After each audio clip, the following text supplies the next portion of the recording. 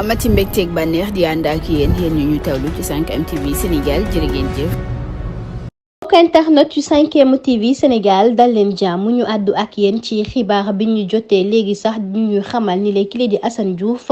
fi mu nekk ni nag dikk daal dina koy teg loxo moom Assane Diouf ginnaaw xibaar yu ñu jotee sax ci suñu naataango yi lee di waa Seneweb ñoo ñuy xamal ni division des investigations criminelles dikk daal dina koy tëyee moom mi nga xam ni moo fi nekkoon rek di saaga rawatina nag jël ay kàddu yu ñaaw di ko teg ci ndoddu njiitu réew mi Macky Sall waaye itam di woo rek askan wi ngir ñu daal di génn rek ci mbedd mile ci noone sax le procureur de la république rek daal di woolu Adramé Sarr commissaire Adramé Sarr moom mi nga xam ne moo jiite nag dikk ak ñamu àndal ngir rek ñu daal di rek jëli ji kile di bañkat bile moomee Assane Diouf fi mu nekk nii ñu ngi ñuy xamal ni nag ma nga ca loxo yoon ginnaaw nag kaddu yu ñaaw yi nga xam ne daal dina ko yëkkati ak yeneen mbir yu doy waar yoo xam ne sax nag daal di nañuy wax ni moomee moo ko daal di def.